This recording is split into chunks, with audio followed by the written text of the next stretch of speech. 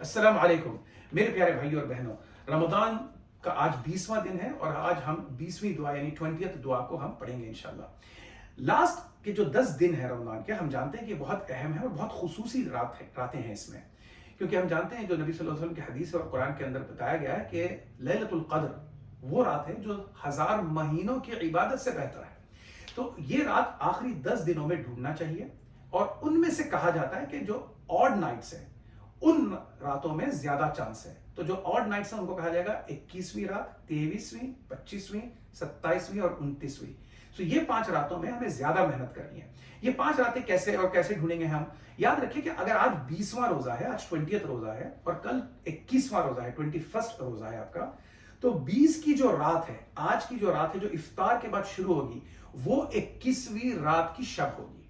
तो आज की रात आपको इबादत करनी है रमजान के आखिरी 10 रातों के ऑड नाइट्स का हिसाब करके। इसी के हिसाब से फिर एक दिन और आप इसकी इबादत करेंगे, बल्कि पूरे रात के आखिरी 10 दिनों में आपको इबादत करनी है, मगर ये ऑड नाइट्स में ज्यादा करनी है। नबी सल्लल्लाहु अलैहि वसल्लम से आयशा रज़ियल्लाहु अन्हा ने पूछा कि अगर मुझे लैलतुल क़द्र मिल जाए तो मैं क्या दुआ पढूं, मैं कौन सी दुआ का विर्द करूं?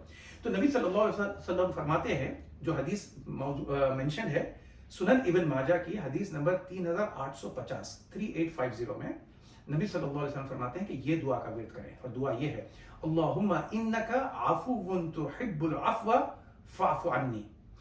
अल्लाह से दुआ कर रहे हैं, अल्लाहुम्मा, ऐ मेरे अल्लाह, इन्नका अफ़ुव्वुन, आप बेशक माफ फरमाने वाले हैं, तुहिब्बुल अफ़्व, और आप माफ फरमाने को चाहते हैं, पसंद करते हैं, फ़अफ़ु अन्नी, तो मुझे भी माफ फरमा दीजिए।